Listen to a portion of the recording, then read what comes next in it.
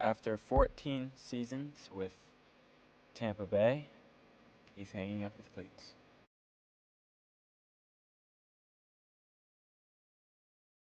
Hello, everyone, and welcome back to Tampa Bay Sports Daily. And we're coming on with breaking news this afternoon that Lavonte David, after playing 14 seasons in Tampa Bay, is retiring from the NFL.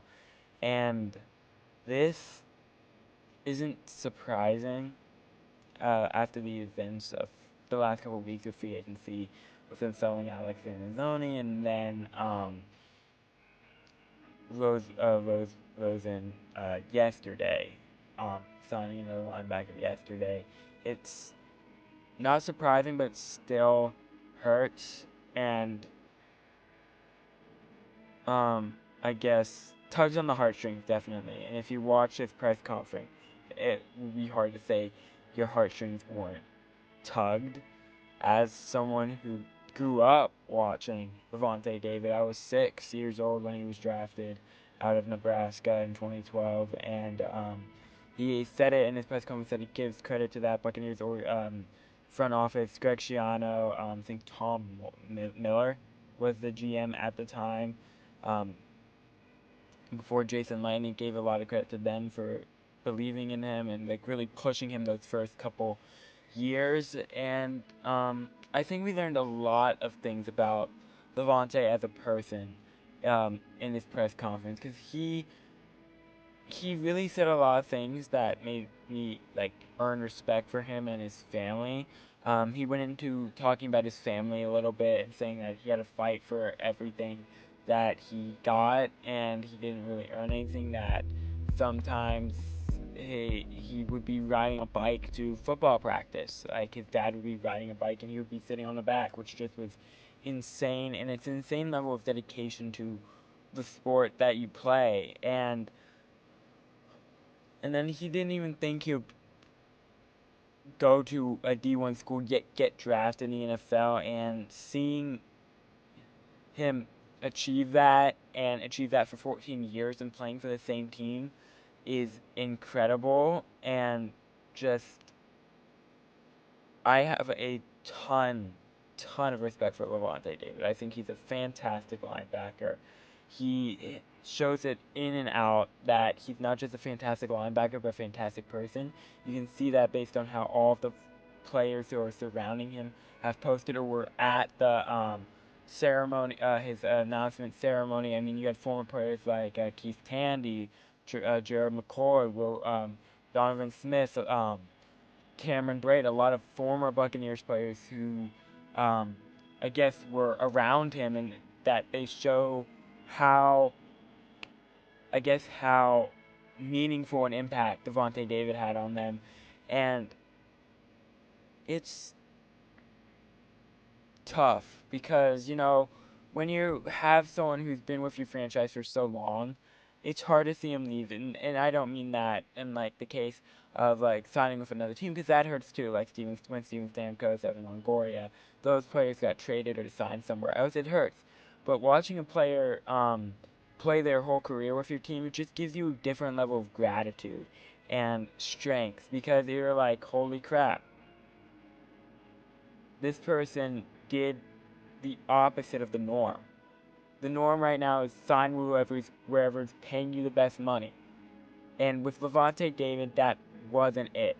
I mean, he got drafted in a horrible Buccaneers era. 2012 to 2019, losing seasons after losing seasons, and he kept signing back. And that just shows a level of passion a player has for fans of an organization, of the team, and the organization itself. He said it that after his mother passed away in 2016, he thought about quitting football, but it was the fans and other players that kept him going. And he ended up playing for another 10 years and won a Super Bowl in 2020.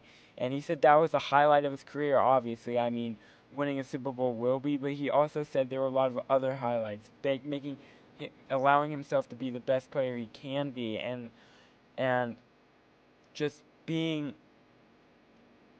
the best person he can be as well. And he said that as well in his closing press conference, that retiring from football isn't the end of his life. It's just the start of the next chapter. And I think he more meant that as is raising his young daughter and just trying to figure out what is next. Like becoming a coach, maybe becoming an analysis. Like we'll see where it takes him.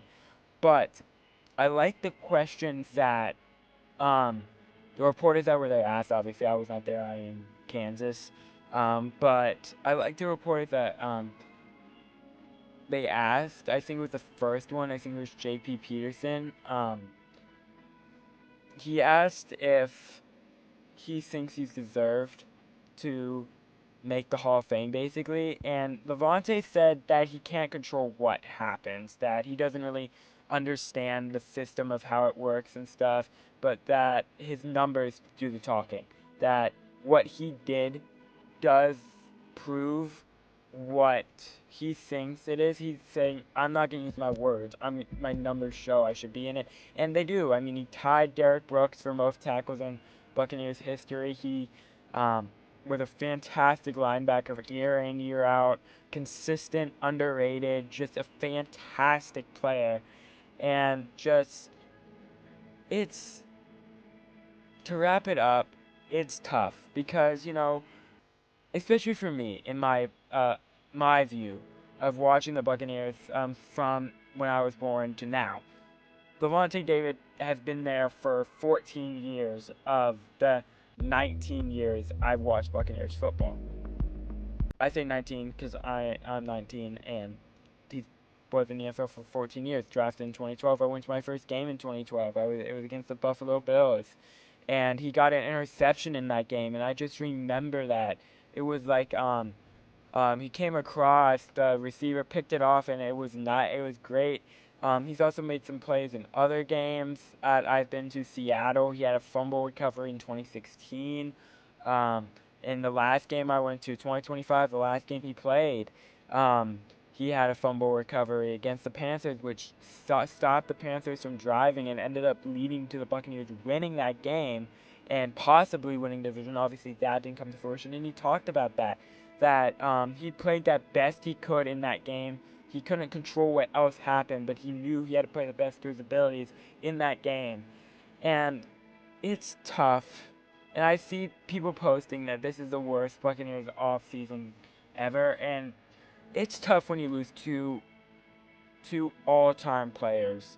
Obviously, Mike Evans signed with the 49ers and won't finish his career in Tampa. But Lavonte David, let's be lucky he did.